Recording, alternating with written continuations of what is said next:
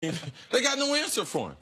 I mean, no one does. I mean, he came out and just distributing the basketball, taking his time, getting into the flow of things, and that and the intensity on the defensive end of the Cavs.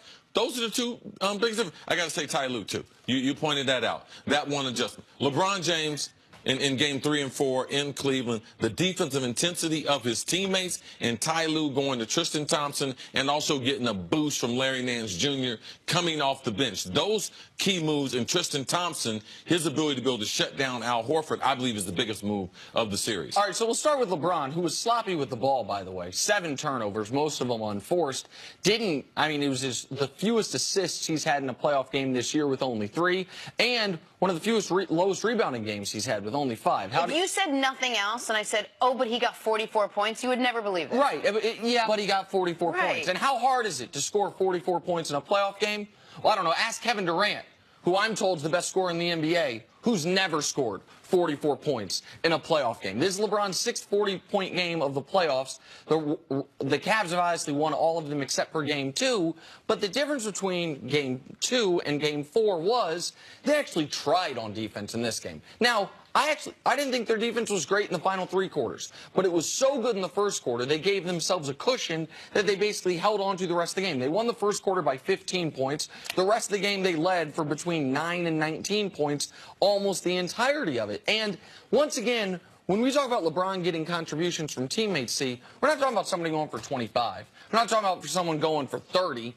It's the second straight game. None of his teammates got to even 15 points, but it was a bunch of guys. Korver contributed. JR hit 3 threes for the second straight game. Kevin Love, who didn't play well, had an enormous putback and 3-pointer in the fourth quarter to keep the deficit in double digits. Like, he got just enough from the other players involved. Yeah, this is not a great team. The Celtics aren't a great team. The Cavs aren't a great team, and they go through moments. And LeBron James is able to save them. Now, the defensive intensity, that helped them. Like, or they're definitely going to be 3-1 in this going back to Boston. You know, so to see them make that type of change, the rest helped them. The 3 days off between games 2 and 3 helped the oldest team left in the NBA. So it's an interesting point. You said they don't have a great team, but LeBron helped them. Their star came out and helped them. So the Celtics don't have that. So what we've called the superstar for the Celtics has been their head coach, Brad Stevens, who has made some tremendous moves over the course of the last couple games.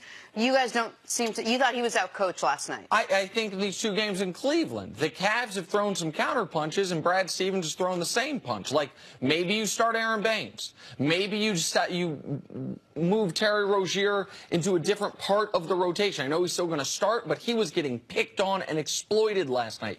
You've got to find a way to get your one veteran with playoff experience, Al Horford, more involved. You also, I like that Brad Stevens doesn't really worry about early foul trouble. But if you're going to play Marcus Morris with 5 fouls, you can't also ask him to check LeBron James. Because what does anybody do with 5 fouls? They don't play great defense because they're worried about fouling out.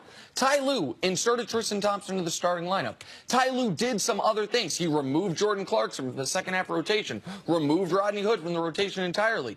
Ty Lue has done some really good things out of timeouts. A lot of these things that Brad Stevens, I and many people have given him enormous credit for all year and certainly all playoffs, through this series, Ty Lue's at least coaching him to a draw, if not out-coaching him the last couple games. And what we haven't seen in Game 3 and 4, we didn't see Brad Stevens make any type of offensive adjustment to get them better looks, to get them better shots. So the biggest difference in Game 3 and 4 was the lack of offensive output by the Celtics, especially in quarter number 1. If you want to be specific, how can Brad give them some better looks or to get the offense started? They got started quick in Games 1 and 2 back in 1 and 2 back in Boston, not in Games 3 and 4. And the other thing, if you go into this game and you tell me the Cavs are going to turn it over 18 times to the Celtics 9. The Cavs are going to hit 8 threes to the Celtics 9. The Cavs are going to make fewer free throws than the Celtics by 2, pardon me. I'd say, well, they're in trouble. They're going to turn the ball over twice as much. The Celtics are going to play them even on threes when the Cavs, that is their most deadly weapon offensively. And it's not because the Cavs are getting to the line way more. I'd say they were in trouble. They lost all those categories and still controlled this game.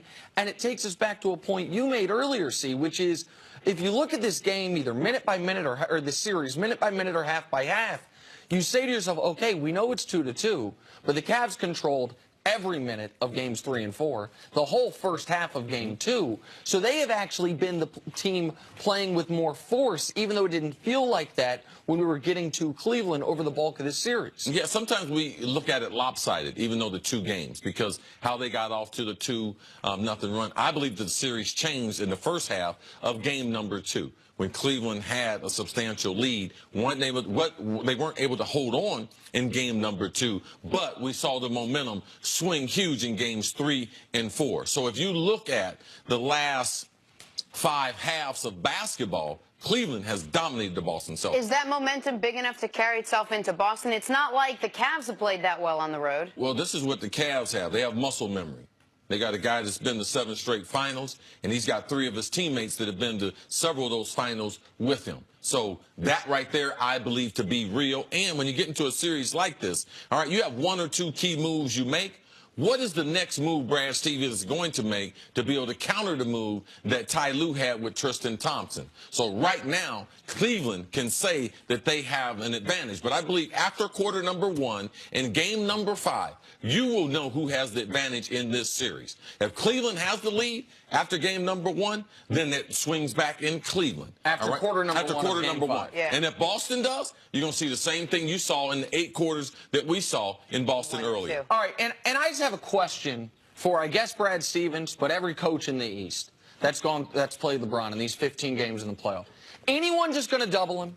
Is anybody going to say, you know what? We know LeBron wants to pass. We know LeBron wants to get his teammates involved. But if we lose a game because George Hill, JR, and Korver and Kevin Love combined to go 16 of 28 from 3, so be it. What's not going to happen is LeBron's not going to keep beating us in our head.